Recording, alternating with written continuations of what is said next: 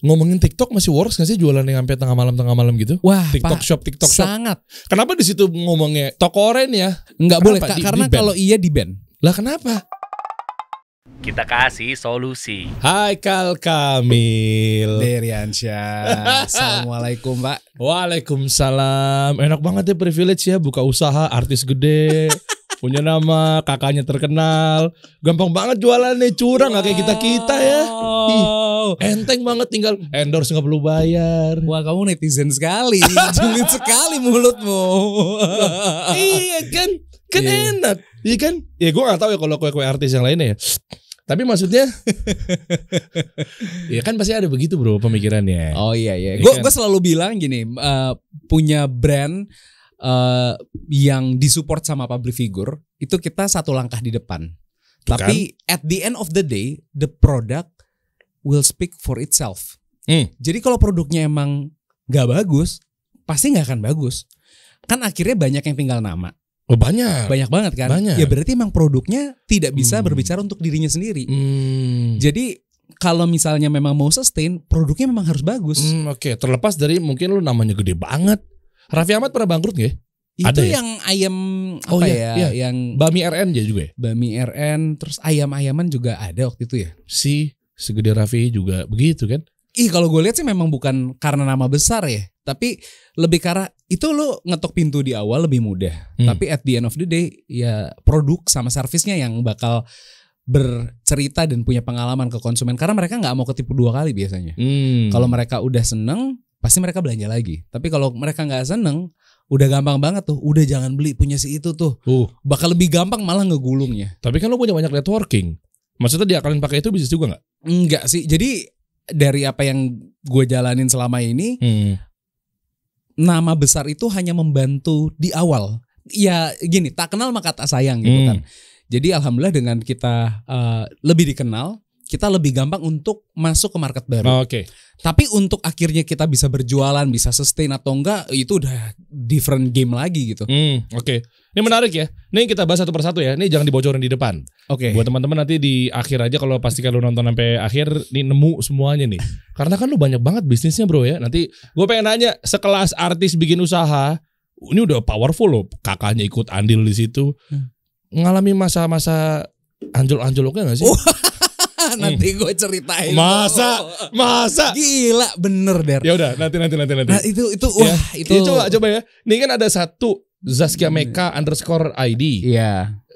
Bia by Zaskia Meka. 1, 2 terus ZM. Ada zmnow.id. Terus Zam Cosmetic. terus Kini Kreatif. terus Kutanami. tuh ga 4, 5, 6. Iya. 6 apa 7? 6. Ya 6 nama yang di. Ada satu lagi emang. Ada beberapa usaha gue tapi memang nggak dipublish di sini. Berarti 7 perusahaan.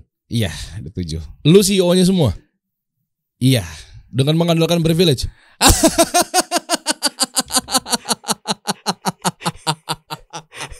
Mau profilnya siapa sih sebenarnya, gue nggak tahu juga. Oke. Nanti kita bahas ya. Coba ZM Now. ZM Now apa sih isinya? Coba. Itu website. Itu tuh di paling pojokan. Jadi kita mencoba membuat sebuah platform sendiri. Makanya namanya tidak zaskiameka.com atau Bia by zaskiameka.com. Enggak, jadi kita bikinnya zmnow.id. Oke. Ini sebagai sebuah sekoci lah. Misalnya kita ada apa-apa sama marketplace, kita tetap punya platform sendiri. Pinter, nih gue setuju. Gitu. Ini cara yang bagus nih. Walaupun kalau dibilang kita nggak punya duit kayak marketplace kan, jadi kita nggak bisa bakar duit kayak mereka kan. Tapi at least kita punya, ketika ada apa-apa kita punya rumah sendiri. Oke, gitu. stop. Ini siapa? Ini siapa? Ini apa? Lo jangan langsung negatif dong. Ini apa maksudnya? Gue nanya, ini berarti scarf atau gue nggak ngerti kan? Jadi soalnya pas muncul orangnya jadi kayak bawaannya kok langsung kata gue ke ini siapa? Sorry. Jadi ini brandnya tuh jadi brand fashion muslimnya tuh gue ada beberapa. Yang paling mainnya adalah ZM Zaskia Meka. Kita sebutnya ZM lah ke depannya. Jadi ZM ini fokusnya adalah USP-nya adalah brand public figure, harga menghibur. Wow. Jadi asik. Jadi membuat gimana orang kan suka punya aspirasi tentang artis gitu ya, ngeliat di TV, oh keren banget penampilannya, tapi ketika mereka pingin ikutin gaya hidupnya, ternyata harga produknya jutaan semua, akhirnya nggak terjangkau. Oke. Dari situ gue ngeliat ada gap sebenarnya antara orang yang suka sama gayanya sama orang yang mampu belanjanya. Jadi itu ada gap dan kita pikir kayaknya ini menarik kalau misal kita bisa ngisi ruangnya. Jadi ZM itu kita selalu price point-nya memang sangat terjangkau. Jadi memang buat masalah gitu. Kita bukan buat kelas butik gitu. Jadi kita kelasnya kelas masif yang kita bikin. Tapi USP juga kita coba ngangkat. Dulu tuh udah bertualang kemana-mana. Kita sempat dulu bikin cuman dulu tunik doang, terus bikin tunik polos, abis itu bikin hijab, abis itu sempat bikin dress, terus pernah bikin motif tapi abstrak. Ternyata pas kita jualan, ternyata motif itu dipakai juga jadi hordeng gitu. Jadi kita kaget kayak, oh ternyata kita nggak bisa nih kalau misalnya main jualan tanpa kita nge-create nilai tambah dari produk kita. Jadi dari situ kita harus bikin, oh berarti kita harus bikin exclusivity nih. Kita bikin brand, tapi kita juga harus punya desain eksklusif gitu, patternnya eksklusif. Jadi akhirnya dari tahun 2020 kita rilis ada koleksi namanya Jelita Indonesia. Itu ngangkat tentang khasanah budaya Indonesia yang kita tuangkan dalam kain gitu. Nah, jadi kita bikin dress, bikin baju nuansanya Indonesia, dan alhamdulillah itu cukup diterima dengan baik di pasar. Berarti lu hadir di sini kalau gue simpulin ternyata lu sebagai alternatif ya. Alternatif yang dimaksud adalah biasanya kan kalau public figure begini. Tadi lu bilang jutaan. Ternyata lu hadir dengan alternatif. Oh, lu pengen kayak public figure ini, tapi ini lo solusinya. Iya. Bisa lo punya gitu ya. Dan gue tuh juga sekarang nggak cuman Zaskia doang. Kita prinsipnya kolaborasi. Jadi kita ada banyak kerjasama sama public figure lainnya. Ada Cut Meriska, Natasha Rizky, habis itu Revalina Estemat, terus Donita.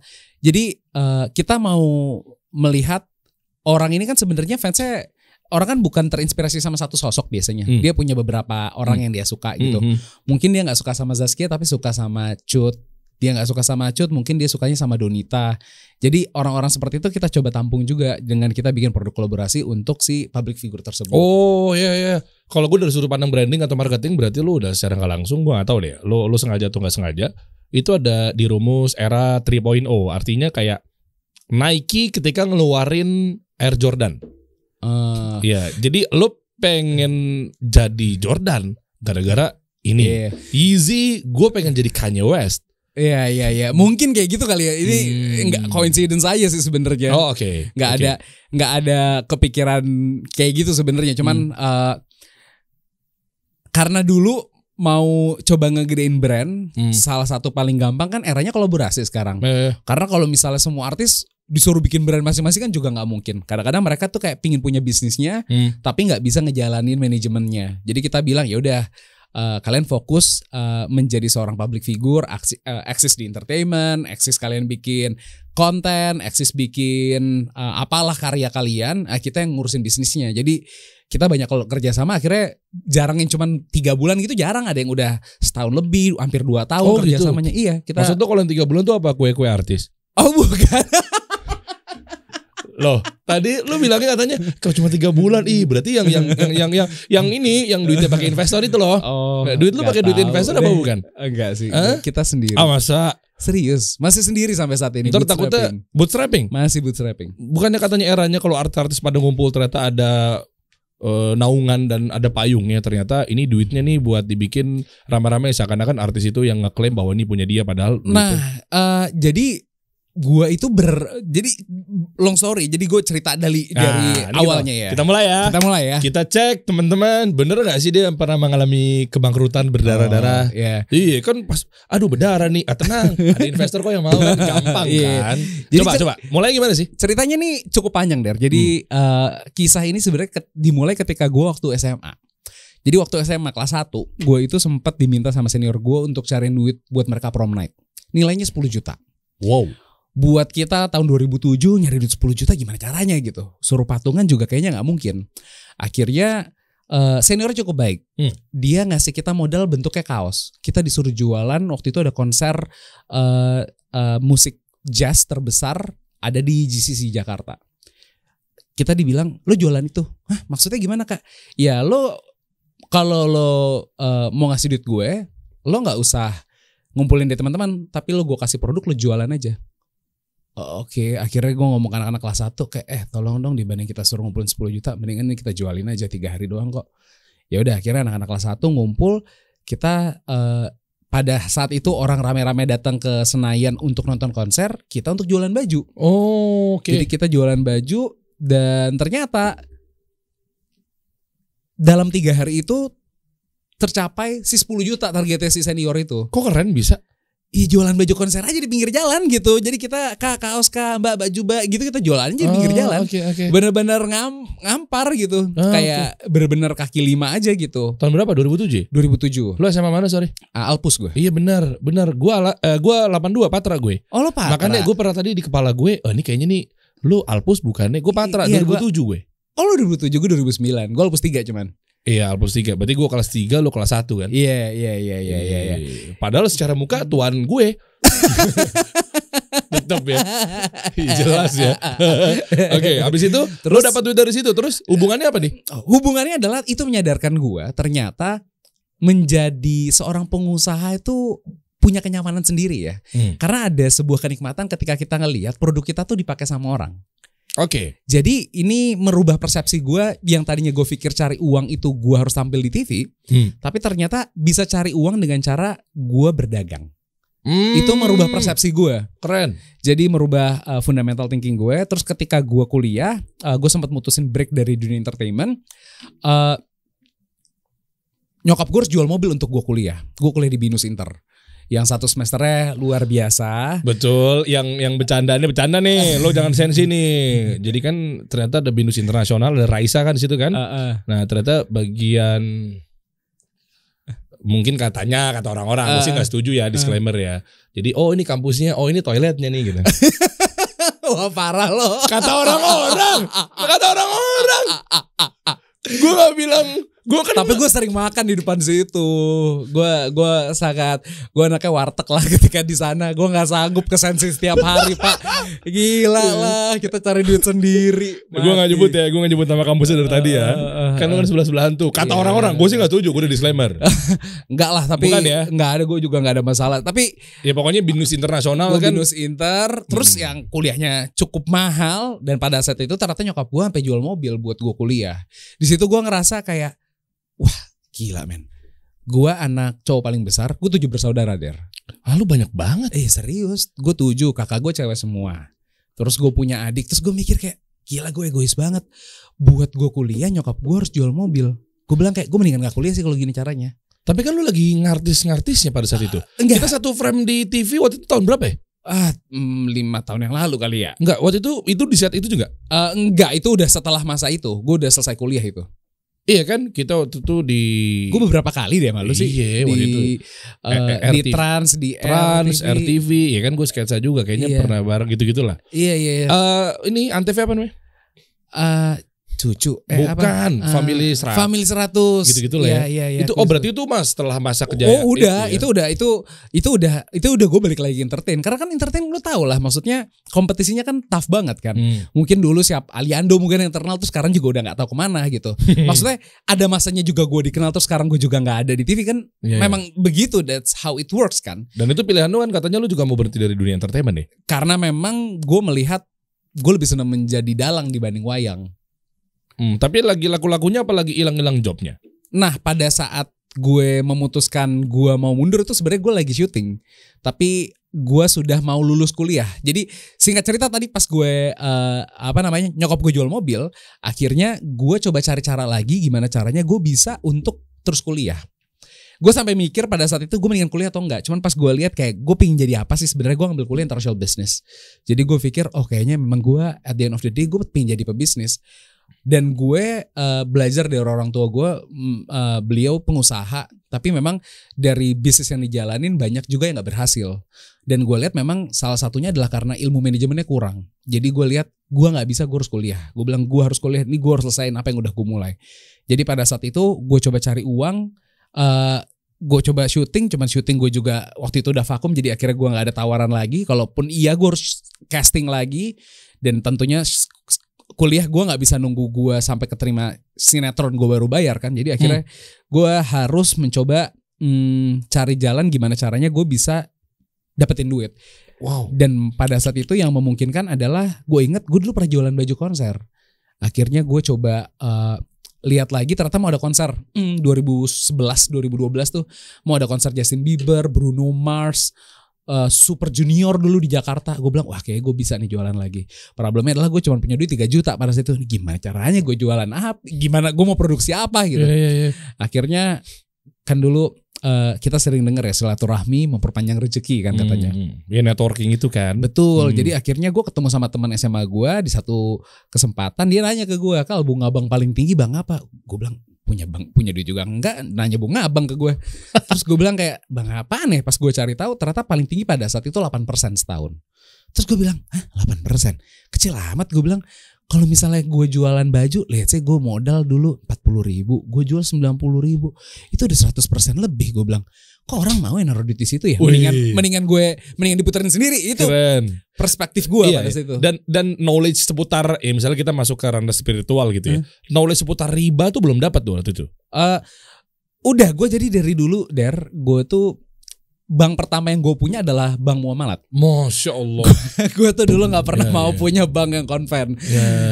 Kalah gue. Iya, cuman sekarang gue punya untuk transaksional, tapi gue gak pakai untuk deposito. Bunga. Oke, lanjut. Abis itu lu ngukur kan, oh ternyata dagang lebih works. Wah jauh lebih works. Orang bisa 100% kok. Gue bilang ini cuma 8%. Orang ngapain ya naruh duit di sini? Gue mikir gitu kan. Akhirnya gue bilang ke teman gue, gue tahu nih bisa nyari duit lebih banyak bukan dari bank ternyata. Apaan Kal? Lu inget gak gue dulu pernah jualan baju waktu SMA? Iya inget dong, kan nama gue juga kata dia. Lu percaya gak kita bisa jualan lagi sekarang? Ya kayak sih bisa aja. Jadi pada saat itu gue baru sadar ternyata kredibilitas itu dibangun sejak lama Der. Jadi apa yang gue dulu gak sengaja lakuin ketika SMA ternyata tuh membangun kredibilitas gue ketika gue lulus SMA, dan membuat teman gue akhirnya trust sama gue. Pada saat itu akhirnya dia agree untuk kasih duit 20 juta invest dengan dia dapat 30% bagi hasil dari usaha yang dijalanin. Targetnya 6 bulan, alhamdulillah 3 bulan duitnya udah balik. Wih, jualannya apaan? Baju Justin Bieber. Serius. Jadi mungkin kalau yang nonton boleh komen ya, yang dulu pernah beli baju gue Kals Clothing, thanks a lot ya bro, yang pernah bantuin. Ada yang pernah jadi reseller, ada yang pernah bantu jualan, ada yang pernah pakai. Aduh seneng banget gue fase itu. Dan ternyata memang entertainment itu kan membutuhkan sensasi ya. Jadi ketika gue jualan di pinggir jalan banyak media yang ngeliput ya. Oh iya. Media yang ngeliput, ternyata produser dulu gue casting ke tempat dia nggak dipanggil-panggil. Abis gue tayang di TV, sehari kemudian gue ditelepon. Hai Kal, bisa main ke kantor lagi? Gue bilang gila, ternyata harus gini caranya ya. Dasar loh para produser.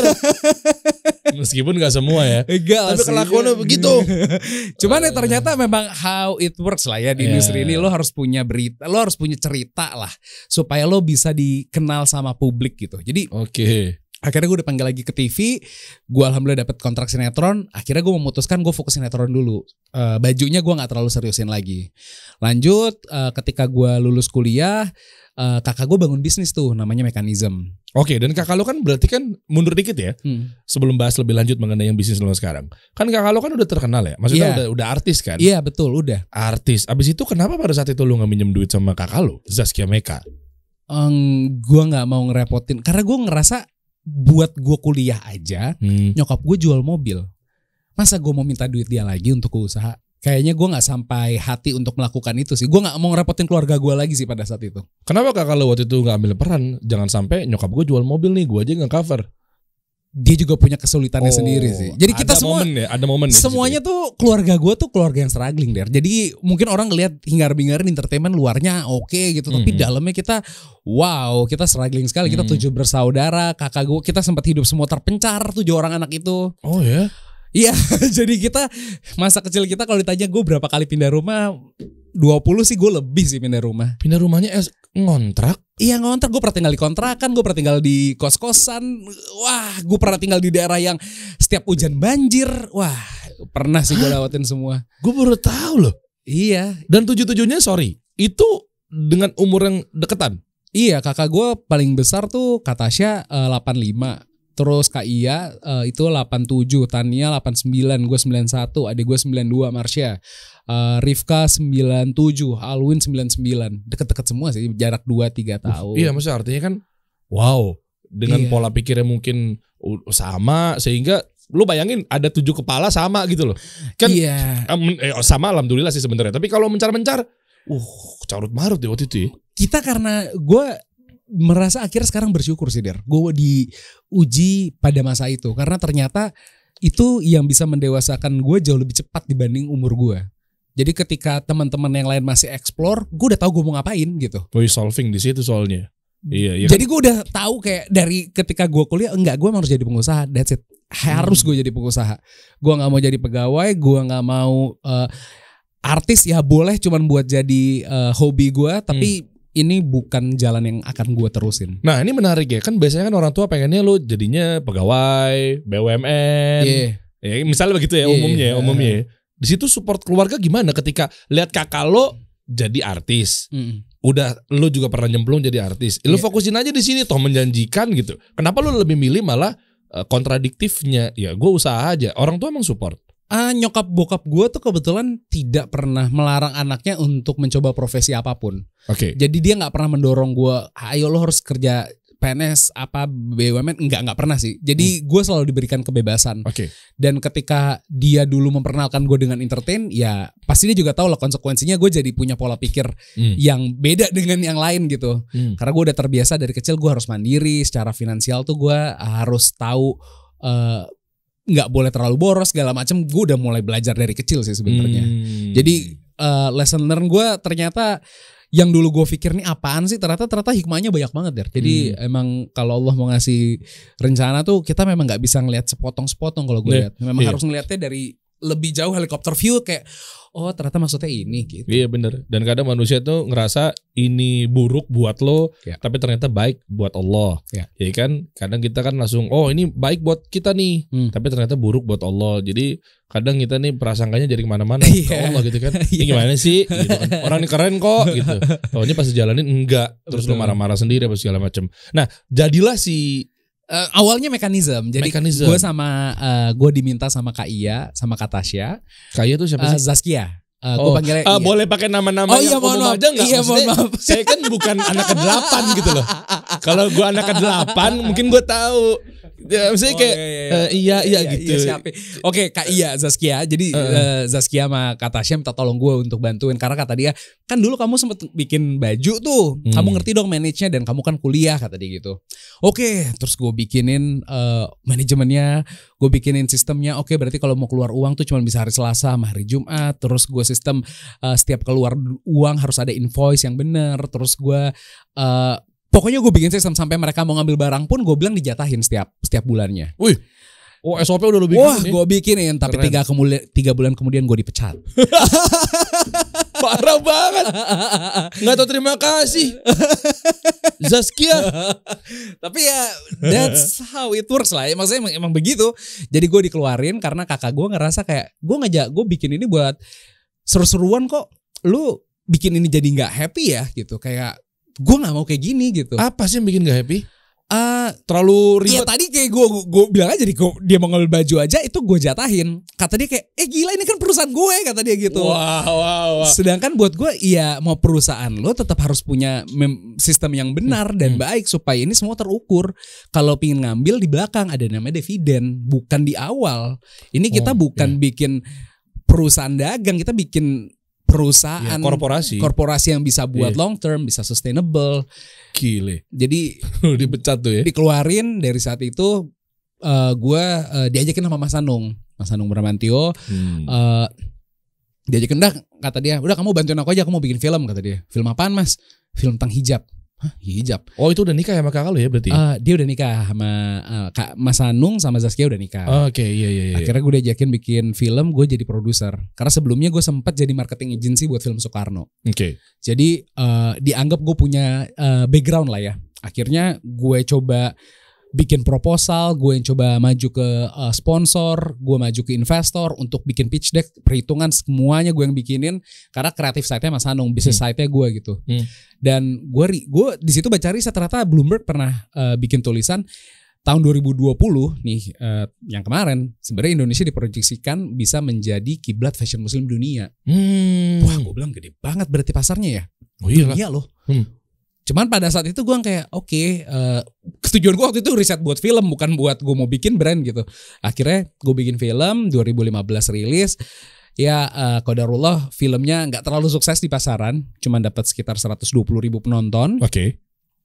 Tapi dari situ itu membuka pengetahuan gue tentang ternyata fashion business ini satu hal yang gede banget ya. Dan gue ngerasa gue udah kenal sama industrinya dari zaman gue SMA tadi tuh, dari tahun 2008 gue udah kenal sama industri ini. Kayak bukan satu hal yang aneh kalau misalnya gue mau nyemplung lagi gitu. Jadi akhirnya gue putusin, kayak gue ngomong akhirnya ke Kak Zaskia, Kak boleh gak gue mau usaha, gue pingin jualan baju muslim tapi pakai nama lo, tapi lo jadi komisaris aja, gue ngejalanin bisnisnya. Biar lo jangan terlalu nyemplung ke dalam. Supaya karena pernah bentrok, jadi gue tahu kayak apa kan ngedealingnya, jadi berantem kan. Jadi gue pikir dibanding kita berantem lagi, mendingan, karena waktu itu sama-sama direksi. Jadi akhirnya kan kalau direksi kan bisa ngambil keputusan kan. Iya betul. Jadi gue bilang boleh nggak lu jadi komisaris aja, tapi business side-nya gue yang jalanin gitu. Terus gue ajakin kakak gue yang satu lagi, Kak Tania gitu. Akhirnya kita agree bertiga untuk ngejalanin bisnis namanya PT Kals Corpora Indonesia gitu. Jadi brand yang pertama kali kita keluarin tuh namanya Bia by Zaskia Meka. Pada saat itu 2015 kita rilis, kita ada kerja sama salah satu marketplace.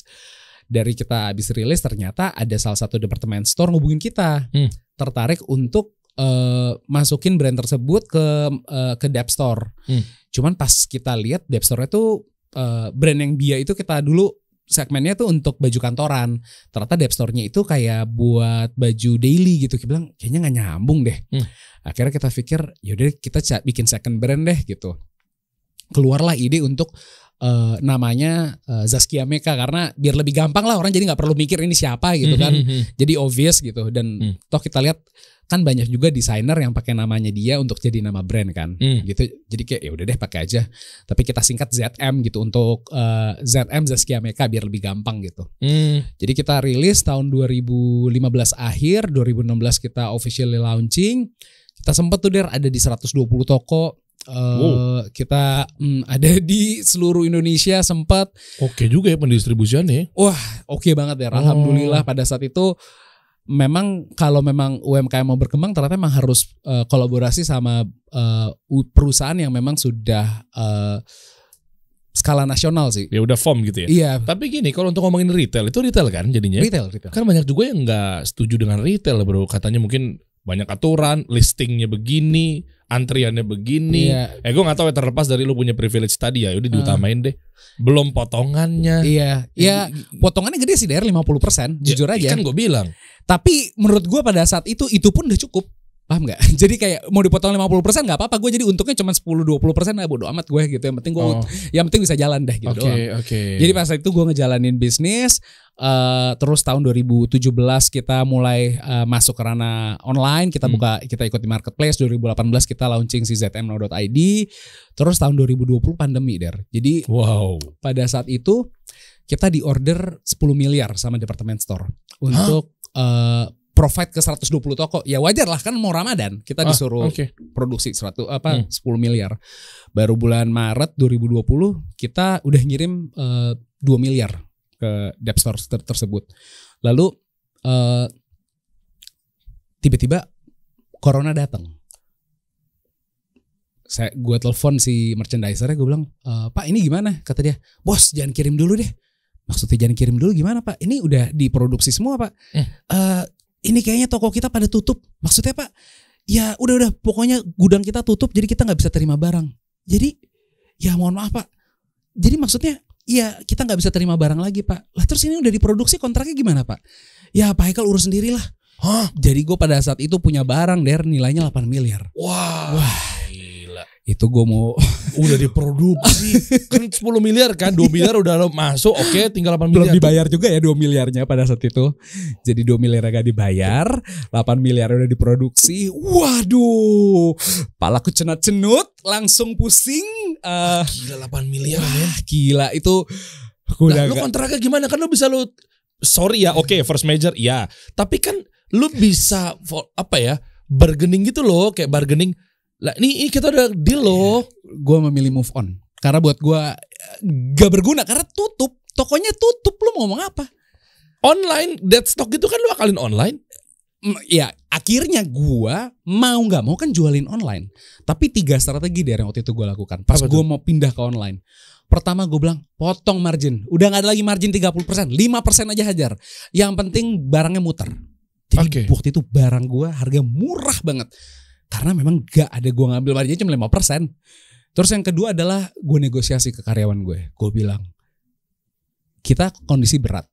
Jadi kalau misalnya pencapaian sales 100%, gue bikin target, kita gajian 100%. Tapi kalau enggak, mohon maaf, pencapaian 80%, kalian juga cuma dapat 80%. Tapi kesepakatannya gue gak keluarin kalian 1 orang pun. Deal gak? Deal, oke. Terus yang ketiga, gue negosiasi ke semua supplier. Yang tadinya gue harus bayar 2 minggu, 1 bulan, akhirnya gue nego 3 bulan, bahkan ada yang 6 bulan gue minta bayarnya. Dan mereka ya nggak punya pilihan untuk bilang iyalah, karena iya maaf ya, bukan gue belain Haikal nih. Ya lu juga mau produksi apa, lu mau ngerjain apa, kalau para brand juga nggak mau berjuang untuk kayak begini-begini, ya win-win lah. Iya kan, pada selama ini kan gue juga bayar mereka on time gitu. Iya, satu itu. Dan kedua, kalau para pemilik brand tiba-tiba dia apa ya, cut off dari bisnisnya, cabut, ya lu mau produksi apa nih? Ini kondisi udah parah nih, yuk bareng-bareng yuk gitu. Iya. Jadi alhamdulillah pada saat itu 90% vendor gue agree dengan skema tersebut, karyawan gue 100% agree. Dan ternyata di bulan ke April, Mei, alhamdulillah targetnya achieve terus Der. Sampai ternyata akhir tahun itu tidak pernah karyawan gue dipotong untuk gajinya. Mereka tetap dapat 100% dan bisnis gue malah bertumbuh. Online-nya bertumbuh 3 kali lipat. Wow. Jadi offline-nya tutup, iya gue bener kehilangan offline gue 100%, tapi gue dapat market baru di online. Jadi pindahnya tuh sedemikian cepat. Nih kalau gue lihat berarti brand balik lagi.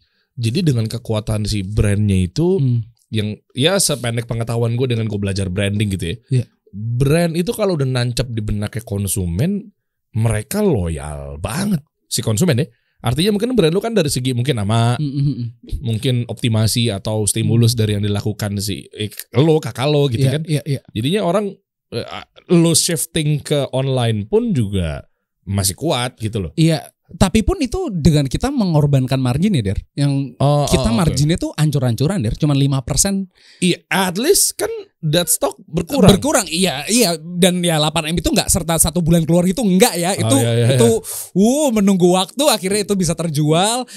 Dan menunggu waktu pasti cash flow lu berantakan banget ya. Udah kacau sih. Gajian gue tuh selalu paling terlambat. Pokoknya gue bilang ya buat yang lain dulu, gue terakhir lah ketika semuanya udah dibayarkan. Dan gue pun mencoba profesional Der. Gue bisnis tuh gue bukan ada untung tiap bulan bagi tuh enggak. Gue selalu gue digaji, memantaskan diri gue digaji. Ketika ada laba, gue nggak pernah bagi 100%, 50% nggak pernah. Paling gue cuma bagi 20%. Jadi semuanya tuh laba ditahan supaya kita bisa muter lagi. Which is good. Jadi gue selalu percaya ketika memang mau menjalankan bisnis, yang paling bagus adalah bootstrapping. Jadi lo menahan diri lo untuk tidak berfoya-foya di awal, tapi ya lo bikin lo liatnya tuh long term. Jadi sebagai founder lo harus sangat believe sama bisnis lo. Kalau lo aja nggak believe, gimana orang lain gitu. Jadi itu yang gue coba, dan alhamdulillah 2021 kita growth 3 kali lipat dibanding tahun 2020. Terus 2022 ini sales Ramadan kita sama dengan sales 2 tahun dijadiin 1 bulan. Wah, ini kalau gue lihat secara matrix, kan lo bahas tadi keuangan ya. Lo tinggal nambahin aja. Berarti lo pakai strateginya gini. Kan kalau matriksnya itu kan profit bawahnya loss. Surplus ininya defisit. Jadi kan artinya lo ada di posisi nggak apa-apa lu agak loss tapi lu surplus. Lu punya cash yang bisa berjalan, lu punya arus kas yang baik. Kayak gitu kan kalau matriksnya. Jadi mungkin lu profitnya kecil. Tapi kan lu ngamanin surplus. Jadi gue nggak defisit. Betul. Jadi duit lu tetap ada. Yang lebih parahnya kan udah loss, udah rugi, lu defisit. Oh, selesai. Untungnya lu masih bertahan. Jadi meskipun lu berarti pakai strateginya di keuangan ya. Profit lu kecil, kan lu bilang tadi marginnya kan tipis banget kan? Iya 5% tuh tipis parah sih tuh. Tapi lo ngamaninnya kayak ada laba ditahan. Iya, ada return earning. Terus gue juga efisiensi karena karyawan yang tadinya gue punya 120 toko kan udah nggak ada kan. Jadi surplus. Maksud gue gila lu decide apa ya? Lu bikin keputusan yang bahaya banget kalau lu salah langkah pada saat itu ya. Wah itu pada saat itu memang gue gak punya pilihan sih Der. Karena pilihannya apa? Mau tutup gitu, mau menyerah. Karena buat gue menyerah tuh bukan pilihan pada saat itu. Karena orang banyak banget yang bergantung sama gue. Ada karyawan gue pada saat itu ada sekitar 30 orangan. Terus ada vendor-vendor. Terus gue kayak ini gimana caranya ya? Kalau gue aja menyerah apalagi kesian mereka gitu. Jadi gue kayak gak bisa sih, ini gue harus bertahan sih. Dan dari situ gue mendapatkan clue sih. Jadi di saat seperti ini bukan yang besar mengalahkan yang kecil, tapi yang cepat mengalahkan yang lamban. Ya. Jadi gue bersyukur karena perusahaan gue ramping, jadi gue bisa bikin keputusan lebih cepat. Karena gue kebayang tuh si debt store gue yang mungkin udah heavy asset juga, punya ratusan toko, punya karyawan di mana-mana, ya pasti mereka akan sulit melakukan apa yang gue lakukan. Oke, coba tadi dulu ngomonginnya ramping, artinya perusahaan lu lean deh. Rampingnya dari segi apa? Mungkin teman-teman juga bisa dapat edukasinya di sini. Iya. Yaitu segi apa? Misalnya lo pegawai dikit. Sekarang sih udah lumayan ya, sekarang udah sekitar 80 orangan. Waktu itu di kasus 30 orang. 30. Abis itu 30 tuh udah termasuk orang gudang ya, Der? Udah semuanya. Jadi udah termasuk dari admin produksi, marketing, orang sales, orang gudang, semuanya tuh udah dipas-pasin. Dan gue selalu membuat sama anak-anak gue tuh selalu ada reward. Jadi ketika memang kita achieve, anak-anak tuh bukan cuma sekedar gaji 100%, tapi mereka dapat bonus. Jadi mereka selalu ada kayak bensin tambahan, kayak gue seneng nih. Jadi itu selalu gue budayakan sih. Ya, gue dapat guys, ternyata stigma yang saya dapatkan itu bisa dibantahkan ya. Yang gue pikir, pandemi kayak lo nggak goyang deh, lo kan artis curang. Atau dan yang kedua adalah masa sih dia mikirin segitunya gitu kan, orang tinggal pakai nama besar aja. Ternyata kebukti konkret seorang Haikal Kamil juga, lu lagi ada badai menerjang, lu hitung-hitungan matang juga. Maaf ya, saya sudah suzon pada Anda ya. Gak apa-apa, karena gue memang sering melihat orang stereotype gitu ya. Maksudnya, iya. Ketika memang public figure tuh dianggap privilege segala macam, tapi padahal menurut gue sama aja sih sebenarnya, mau siapa juga. At the end of the day kok balik lagi ke orangnya gitu ya. Orangnya bisa nggak sih menjalankan ini? Bener. Dan lu pilih nggak ngutang lagi? Artinya lu nggak pilih lu panik. Ngutang ke vendor iya, tapi ngutang ke bank enggak. Satu itu. Dan kedua kan lu bisa ada jalur investor, maksudnya funding. Enggak sih. Maksud gua kan kondisinya kan bisa kemarin aja begitu. Tuh gue berapa kali ditawarin investor ya, ada beberapa. Tapi mereka selalu minta jadi majority ketika pas mau masuk. Bisa aja mau nyaplok ya. Terus gue bilang gini, you came late to the party but you want to have a biggest pie. Gue bilang nggak bisa sih. Buat gue nggak semudah itu gitu. Jadi beda setiap founder punya pandangan masing-masing ya. Buat gue kayak nggak. Gue masih beli sama bisnis ini dan gue yakin ini masih bisa gue jalanin. Jadi kalaupun someday gue akan melepas ini, pasti gue nggak akan lepas majority sih gue, karena masih pengen menjalankan ini dan gue masih believe ini. Market fashion muslim tuh gede banget ya. Gede bro. Pas gue sempet hitung tuh dapat risetnya dari luar, proyeksinya tuh ternyata 250 triliun katanya nilai ekonomi setahun gitu. Dari market share ya. Dari total fashion muslim keseluruhan, hijab doang tuh katanya 90 triliun. Kan gede banget ya. Gede lah. Dan ternyata problemnya 75% itu barang-barang impor. Jadi banyak sekali yang kita punya itu cuman kita tuh sebagai reseller. Kenapa lo mau bilang bahwa kita belum memenuhi syarat gitu brand-brand lokal kita? Bukan belum memenuhi syarat, masalahnya adalah market itu cenderung mencari barang termurah. Nah, barang-barang termurah ini rata-rata itu didominasi oleh impor. Nah, sebagai gambaran mungkin kalau hijab yang memang produksi dalam negeri gitu, itu mungkin harganya let's say untuk kualitas yang sama tuh misalnya Rp15.000 gitu.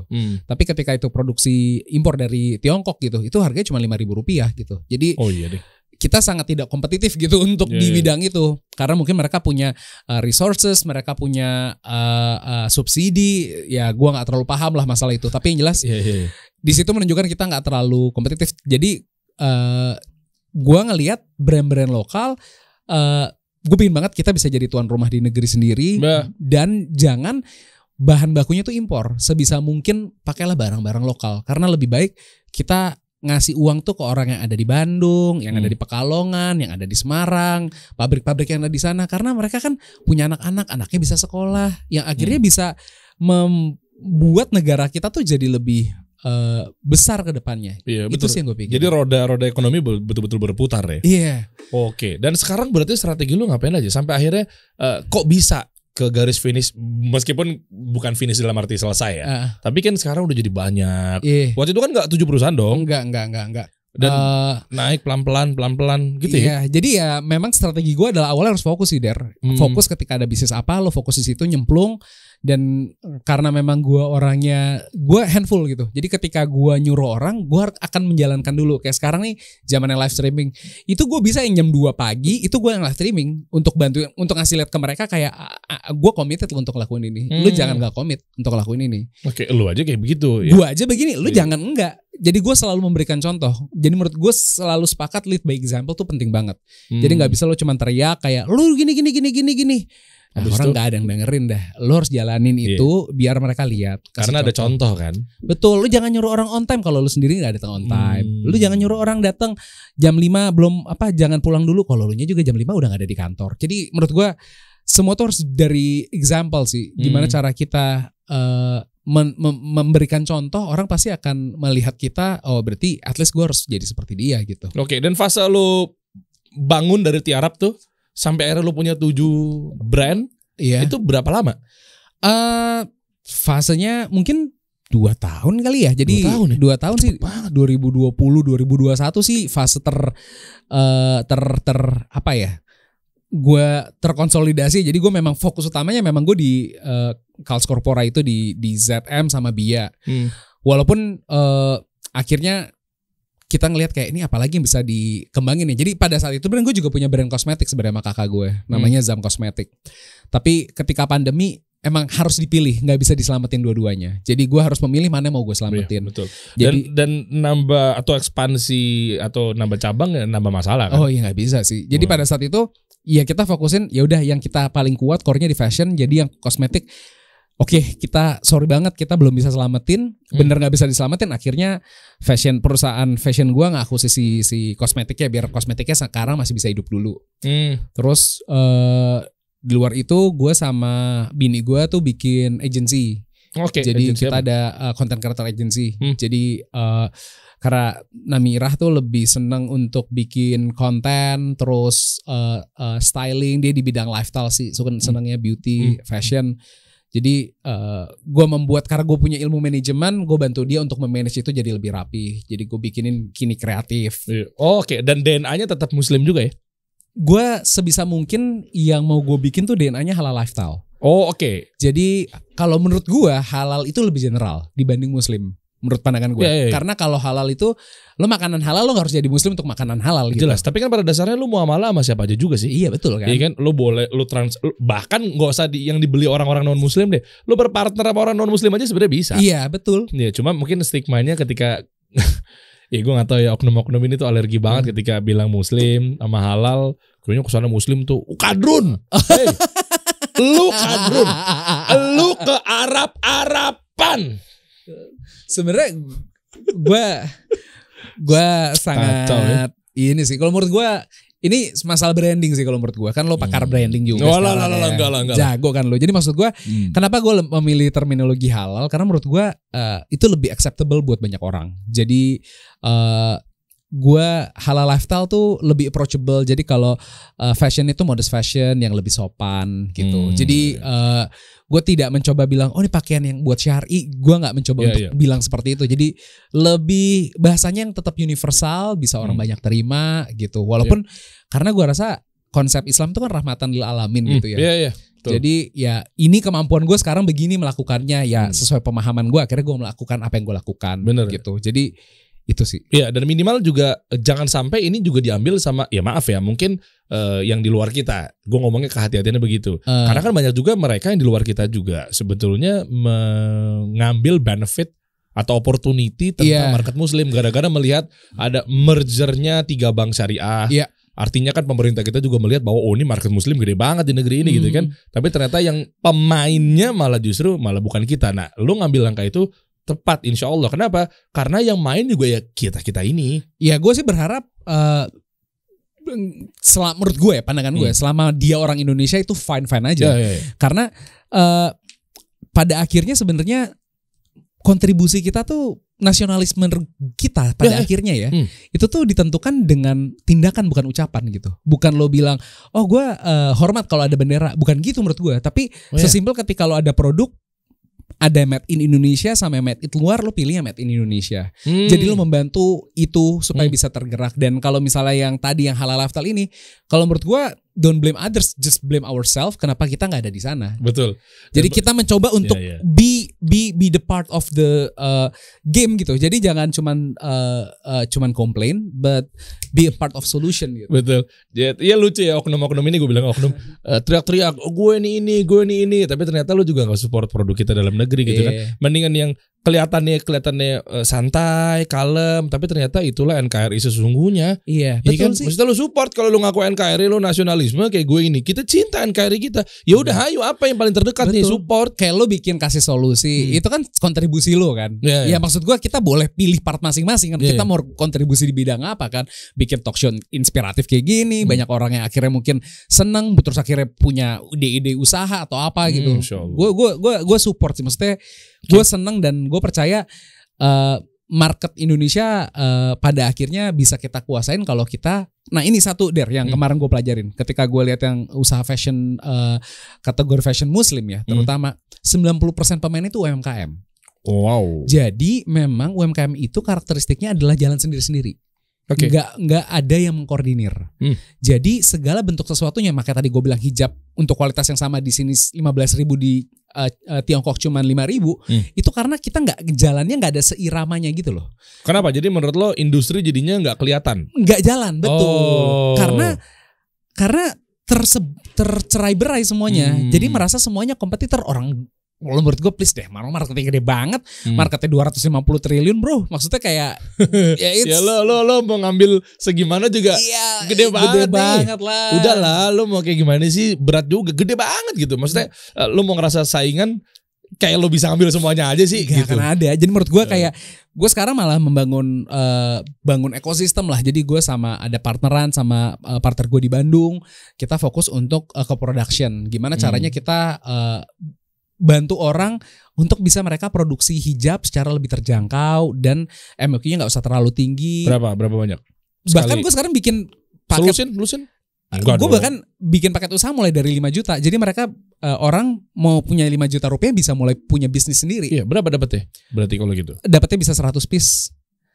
Oke juga dong. Dan itu udah disiapin, kita udah siapin kayak brandingannya, packagingnya, jadi 100 piece itu kalian bisa jual, mungkin market value-nya bisa 90.000, bisa 120.000 gitu. Jadi kita bantuin sih. 5 juta udah bisa jualan ya? Udah bisa jualan. Karena gue Oke. Soalnya gue pikir kan biasanya kan masalah kayak maklon atau apapun itu kan lu mesti minimal 25 juta.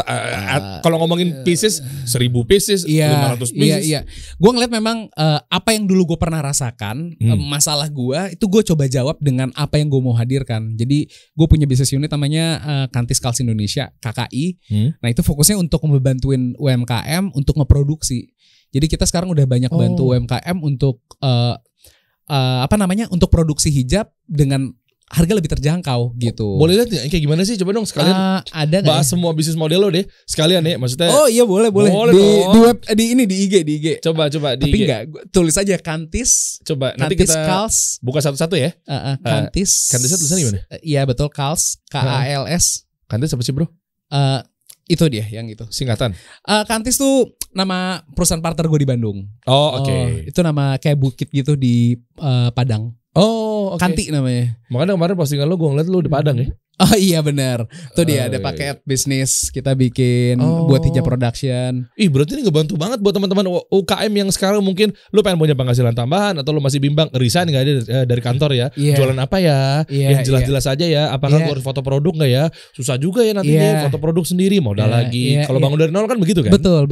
Mendingan ini udah dapat semua tuh. Kita bantuin paket-paketnya tuh bermacam-macam. Dari yang 5 juta sampai ada yang ratusan juta juga ada. Foto produk marketing kitnya udah lu siapin Itu semua. bisa kalau untuk di paket yang medium tuh udah ada. Kalau untuk paket yang 5 tuh belum termasuk. 5 juta tuh belum termasuk. 5 juta tuh lebih ke arah lo dapetin desain logo, terus lo dapetin produknya, packagingnya udah kita siapin. Sama label buat produk lo tuh udah udah terpasang di hijab. Brandnya brand dia. Brand dia? Ini enak banget. Gue pikir pakai brand lo. Enggak. Brand dia. Brand dia. Jadi gue kalau biasanya mau buka usaha kan Misal gua- dari hijab gitu. Iya misalnya gitu dari hijab. Artinya kan gue harus pikirin labelnya, Iya. gue harus pikirin logonya. Enggak, ini di satu tempat aja. Gue pikirin di satu tempat, bahkan logonya pun udah kita siapin. Nanti Soalnya kita costing banget ya kalau gue mulai bener-bener berdarah-darah. Dan lu Betul. siapin semua. kita siapin, kita Oke. bantu di KKI di Kantis Yang Kaos. medium berapa bro paketnya? Apa? Yang paket medium Medium tuh dari 20 jutaan. 20 jutaan. Iya. Cuma gara-gara teman-teman nonton lewat kasih solusi privilege jadinya 10 juta ya. Waduh, bisa aja Bung Dery ini. Gue ngamanin audiens gue dong iya, biar dia iya. tetap loyal sama gue. Oke. Iya. Siap, nanti gue bikinin paket spesial buat teman-teman kasih solusi. Ya gitu dong. Masa gak privilege ya? Biar dia kan gue juga punya kebijakan dan kepentingan gue biar dia stay di sini. Oh, siap. Iya. Nanti brand-brand gue gimana nih? Oh iya, Zahir ya. Ini gue pakai nih Zahir. Pakai lu? Pakai Zahir. Ih keren serius. Serius pakai Zahir, baru tanda tangan kemarin. Yes. Iya. Emang Zahir cocok banget perpanjang di sini ya? Wes, Mas Ismail.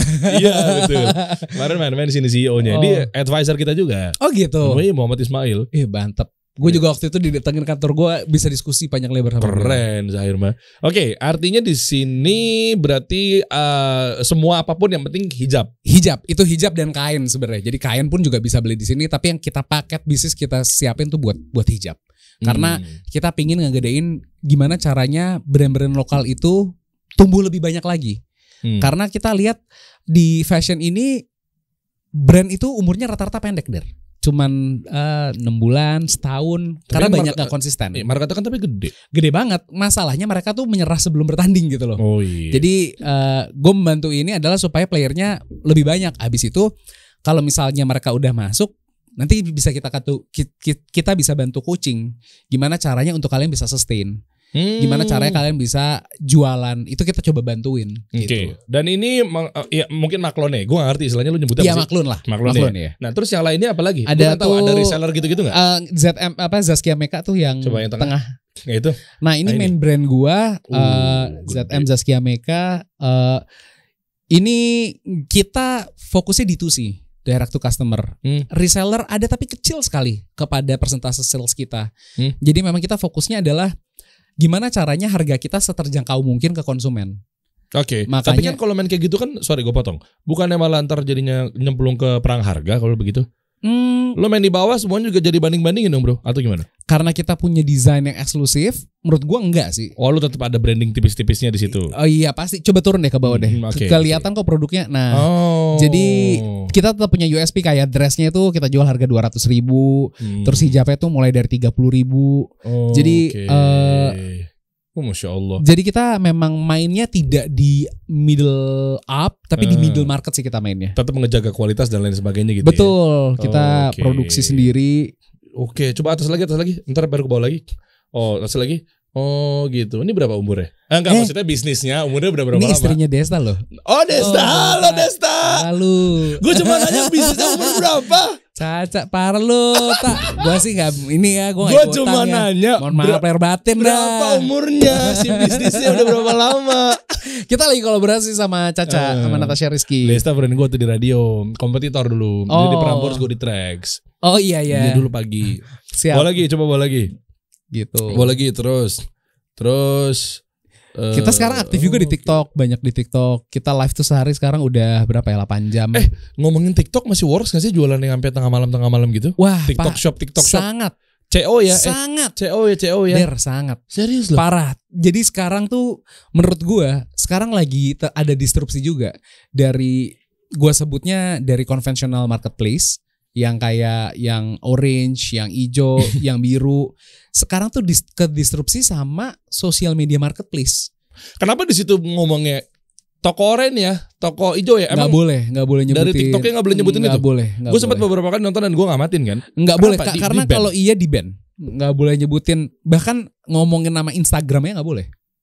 Lah kenapa? Nggak boleh karena mereka mau jadi all in one. Sebenarnya keuntungannya si TikTok ketika belanja itu rata-rata kan impulsive buying. Jadi mereka belanja ketika ada produk disodorin, mereka jadi kayaknya lucu deh. Akhirnya mereka mau belanja dan mereka nggak punya banyak kesempatan untuk membandingkan harga. Oh, ngerti gue. Jadi begitu disebut di sini, akhirnya coba aja gue cek dulu ke sini. Nggak akan keburu karena live itu kan ada waktunya ketika mereka lagi periode waktu tertentu. Jadi rata-rata tuh orang nggak bisa ngebanding-bandingin. Beda sama marketplace yang konvensional yang sekarang tuh bisa di short dari harga termurah. Kalau di TikTok tuh kan enggak. Ya sih ketahuan sortirannya ya. Enggak. Langsung aja pilih yang paling termurah gitu ya. Iya, kalau di TikTok kan enggak. TikTok Dan cepet-cepetin nih. Cepet-cepetan nih. Iya. Ayo buruan nih, check out nih. Betul. Misalnya ini harganya berlaku cuman buat 10 orang pertama. Ya udah gitu. Orang 11 udah nggak ada lagi dapat harga segitu. Jadi menurut gua future-nya adalah live commerce sih. Live commerce mungkin di TikTok atau gua nggak tahu ke depannya ada player apa lagi, tapi TikTok dengan video live streamingnya menurut gua Oke juga ya. itu akan menjadi satu hal yang sangat amat besar. Gue malah berpikir sekarang semua online shop ya, brand-brand gitu, itu harus punya station TV sendiri, gue sebutnya. Oke. Kayak lu tuh harus punya RCTI sendiri gitu, karena lu harus dituntut untuk bisa memproduksi konten yang baik, karena lo minimum post konten tuh sehari 2 kali. Abis gitu lo harus bisa live. Live itu kan juga gak gampang, Der. Gen Z permintaannya bikin kita yang milenial tuh kadang tuh Anda suka ngasilin sekali satu hari satu postingan. Kalau dia nggak suka, kok nggak posting lagi sih? Kok nggak live lagi? Dipindah. Iya, memang Muter otak sekali Anda ya, Gen Z. Tapi kalau gue lihat ya, pembelinya tuh ternyata bukan cuma Gen Z di TikTok. Oh, karena yang milenial atau baby boomer sekalipun dia melihat behavior dan ekosistemnya sekarang udah begini nih. Betul. Jadi mau gak mau gue ke bawah. Betul, karena gue lihat sekarang mainnya malah impulsif gitu loh. Jadi kayak belanjanya tuh bukan berdasarkan kebutuhan, tapi berdasarkan apa rekomendasi yang ada di depan layar kita gitu. Ya itu sih.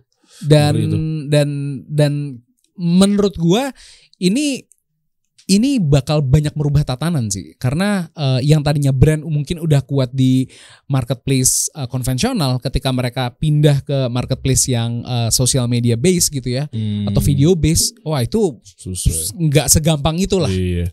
Oke, dan berarti di sini nggak ada reseller ya? Ada tapi dikit kecil ya. lah. Ini emang nggak fokusnya di reseller. Oke, terus ada Bia by Zaskia Meka. Oh, Bia. Oke, kalau Bia ini mirip sebenarnya sama ZM, tapi konsepnya kalau ZM itu mengangkat Hasanah Budi Indonesia, kalau Bia ini tentang perjalanan Islam di seluruh dunia. Terus gimana modelannya? Modelannya nih kita ngangkat, coba turun ke bawah deh. Okay. Jadi ini kayak kita ngangkat itu yang di kanan itu ada namanya Silk Road. Jadi ini ngangkat transpirasi dari dulu kan jalur sutra ini juga bukan cuma jalur perdagangan, tapi jalur penyebaran Islam. Nah ini kita angkat juga kisahnya menjadi kain, motif kainnya. Oh, paham Gitu. gue. Jadi lu memang spesifikasiin ini biar nggak tercarut marut. Betul. Jadi gue selalu, ya karena gue dulu lama di film, syuting, sinetron, gue ngerti orang tuh seneng banget kalau ada cerita. Iya. Cerita itu bisa orang jadi loyal sama sinetron, misalnya Ikatan Cinta gitu yang sekarang bagus gitu. Orang kan jadi nonton itu karena terbawa emosi akan peran-peran yang ada gitu. Nah, gue pikir kalau misalnya kita bisa memainkan sisi emosional konsumen dengan kita mainin sentimen tentang perjalanan Islam, tentang kebudayaan Indonesia, itu kan punya ada rasa tersendiri hati betul. Konsumen gitu. Ya, story sih lagi-lagi ya. Iya, jadi kita bikin ini ada yang Islamic Journey in Europe. Ini gitu. juga B2C. B2C ini B2C. Oh, lo banyak untuk peluang itu ya. Gitu. Gue fokusnya emang ke B2C sih. Iya. Terus tone-nya asik banget tuh warnanya. Thank you. Ini kita keren. Lu tadi ada Zazka Meka juga begitu punya identity sendiri, Bia juga begini. Masa lo cerdasnya sih kalau gue lihat ternyata kayaknya marketnya beda-beda ya. beda, Iya memang beda. Sengaja lu set begitu kalau nggak ntar kanibal ya. Betul. Walaupun dulu nih awal konsepnya sempet gue bikin kayak Avanza sama Xenia gitu loh, mirip sebenarnya. Okay. Orang agak bingung membedakan tapi beda sebenarnya gitu. Okay. Jadi cuman sekarang ini kita naikin, ini jadi Mazdanya lah ceritanya, si ZM jadi Toyotanya. Oh gitu. Gue karena memang pecinta mobil, gue jadi mengandalkannya ke mobil. Gak apa-apa. Sekarang yang Datsunnya gimana? Udah tutup ya Datsun ya. Lu ngajakin analogi mobil, gua ajakinnya Datsun gak ada Datsun. Gue memang Uling gak ada uling. Uling kagak ada. Ulingnya gak ada ulingnya. Belum ada. Tapi gue lagi mau gue lagi mau kerja sama Bang Tengku Wisnu. Kita launching untuk yang lebih modest lagi. Berarti lebih naik tuh. Lebih naik lagi, tapi lebih ke arah polos-polosan Eropa, gitu. Audi gitu ya. Oh iya gitu deh. Kayak situ ya. Iya, jadi kita bikin beda lagi dari apa yang udah ada gitu. Ini kita lagi kembangin. Titip aja, gue lagi butuh Proton sama Wuling. Yang AC-nya cepet anget tuh. Sorry banget nih. Iya kan, tahu sih lo. Yang AC-nya kadang lah kok anget gitu tiba-tiba mungkin dipakai. Kalau Wuling gue kan ada di mobil kantor gue, Wuling dingin banget loh Pak. Parah. Berapa lama lo pakai? Udah 1 tahun lah. Dingin banget parah. Coba masuk tahun kedua lah. Oh gitu ya. No offense ya. Ini kan pengalaman pribadi. Gue gak bilang semuanya begitu. Mungkin cara pemakaian gue kali salah. Iya. Ya hati-hati aja. Ntar gak masuk sini brand kesini. Memang Anda mulutnya berani sekali ya Bung Dery ya. Luar biasa. Oke. Terus satu lagi. Terus kalau ZM Now tadi kan website-nya gue. Nah gak apa-apa klik aja ZM Now, turun ke bawah deh. Oke. Sorry di ZM Now. Nah itu. Nah bisa lihat tuh tadi ini ada collectionnya jelas tuh. Jadi, ini yang lo bilang tadi perjalanan nih ya. Betul. Kayak Bia tuh Istanbul, Cordoba, Denmark, Spanyol. Loh. Ini waktu itu penyebaran Islam di sini. Iya gitu. Gue bikin ceritanya begitulah supaya orang punya. Jadi di hangtag gue tuh udah selalu ada ceritanya. Oke. Maroko mana Maroko? Nggak ada, belum ada. Kalau masukin Spanyol orang udah kalah. Oh my god, ini bukan bola Piala Dunia Pak. Oh iya.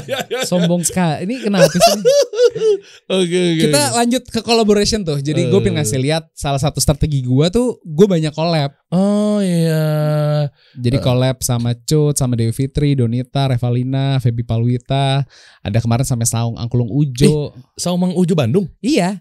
Ih, apa kabar tuh? Jadi gue pernah ke situ tuh. Oh iya. Ini liputan. Gue tuh pernah. Jadi ini lucu ceritanya. Jadi awalnya tuh gue lagi baca majalah Tempo.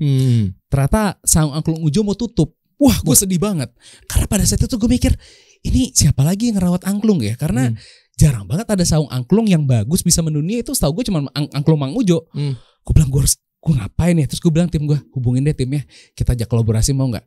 Ngapain Pak? Kita bikinin hijab terinspirasi dari angklung. Hah? Apaan sih kata anak gue? Hijab lu pakai bambu. Tapi jadi motifnya motif bambu.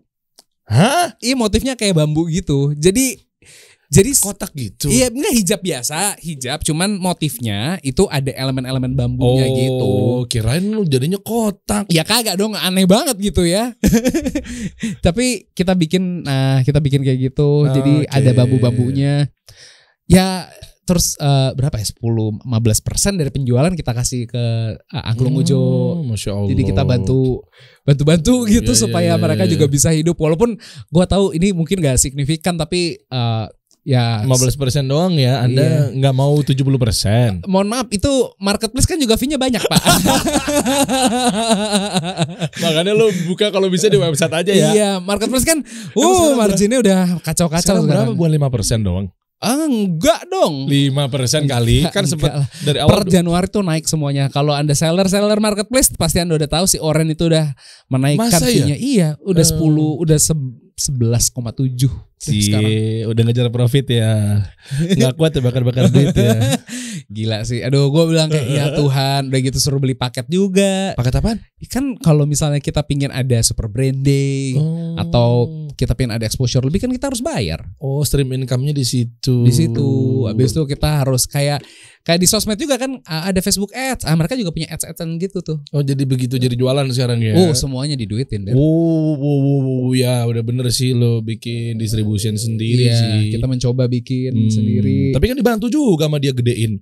Nah gue justru malah menganggap mereka tuh, gue tidak pernah alergi sama mereka. Karena menurut gue mereka itu membantu gue untuk penetrasi ke market. Kalau misalnya pada akhirnya pun mereka ternyata banyak hal yang mereka lakukan, orang kan itu sudah kenal sama brand gue gitu. Nanti tinggal gue ganti saluran distribusinya kalau misalnya memang ternyata kita udah gak ketemu kecocokan lagi gitu. Jadi marketplace buat batu loncatan doang. Saat ini gue nganggap mereka partner. Cuman kalau ternyata mereka terlalu banyak bertingkah, ya gue menganggap itu bisa jadi, gue bisa pindah aja gitu. Gue sih maksud gue gitu. Cuman kalau gue bilang gue mau tinggalin sih gue belum berani ya, karena contributionnya masih besar banget dari sana gitu. Jadi impas nggak tuh dengan potongannya gede? So far masih untung sih. So far alhamdulillah masih untung, masih marginnya juga masih sehat sekarang. Dan kalau gue lihat sih, memang lo harus punya branding sih. Kalau nggak punya, lo bener-bener perang harga. Bener tadi kata lo. Iya. Bener perang harga. Tapi kalau lo punya branding, lo nggak akan terjebak di situ. Mungkin akan diminta sesekali, tapi nggak setiap saat. Itu. Sekarang pertanyaannya gini deh, lo masuk ke Digimap atau iBox, lo nawar apa enggak? Lu masuk ke store-nya atau outlet atau showroom-nya Harley, lu nawar apa enggak? Lu masuk ke Starbucks, lu nawar apa enggak? Lu masuk ke toko Nike, lu nawar apa enggak? It's a branding, bro. Itu. Maksud gua banyak sekarang UMKM tuh enggak peduli akan hal itu.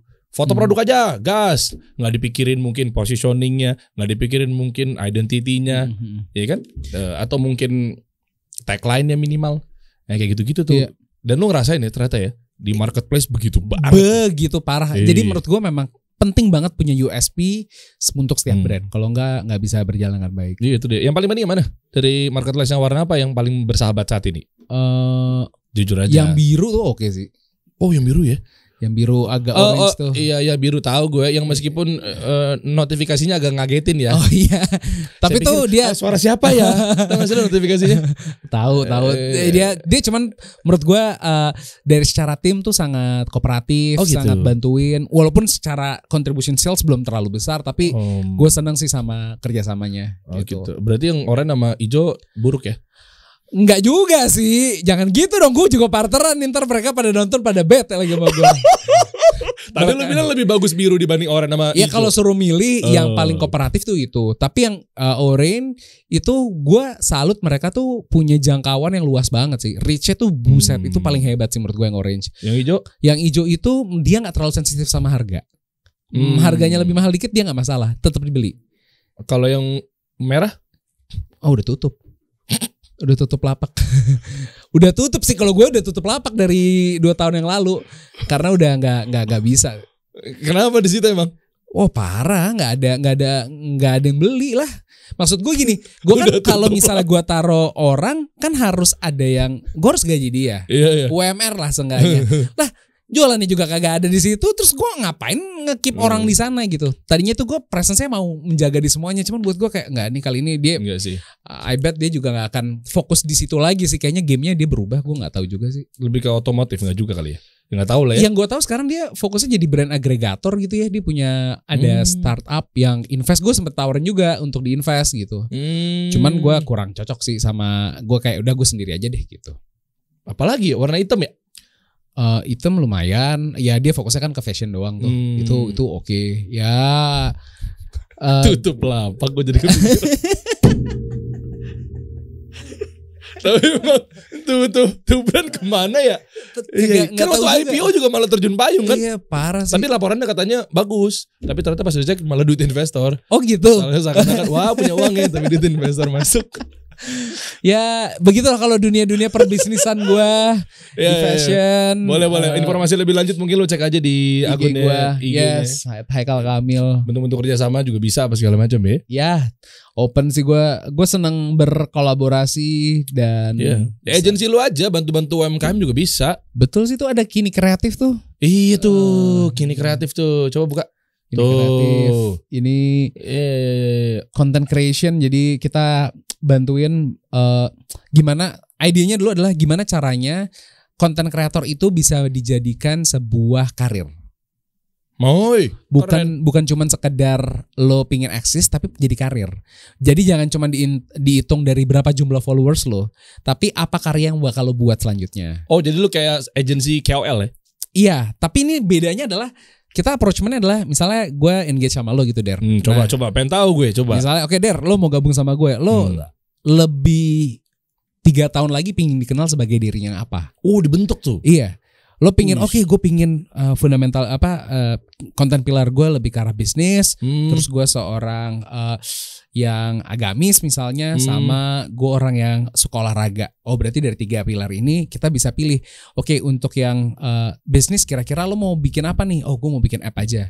Kalau yang spiritual ini lo mau apa? Oh kayaknya gue pingin bikin podcast. Yang ini kayaknya gue mau bikin buku deh misalnya yang tentang olahraga. Jadi kita coba engage dan kita bantuin misalnya kayak ada talent, gue mau kerja sama dong sama brand A. Kita yang bikinin konsepnya, yaudah. Kita bikinin proposal untuk 6 bulan lo engage sama dia ya. Jadi kita bikin journey-nya setiap orang itu dari kita nggak mau yang hard selling, tapi gimana caranya orang tuh bisa believe kalau lo memang pakai itu beneran gitu. Wih, mantap. Kita mantep. bikin ceritanya. Gitu. Banyak dong berarti konten kreator yang bisa lo orbitin, bisa juga ya? Udah bisa ada sekarang ada 15 orang lah yang udah bergabung. Kalau lo misalnya masukin gue ke 16, tapi harga gue mahal. Waduh, ini lo udah punya kasih solusi sih, pasti emang mahal sih. Wah parah. Ini endgame lo apa sih kasih solusi ini? Mau jadi content creator agency juga? Kalau mau lebih lanjut nanti lo cek aja postingan gue. Kita kasih solusi.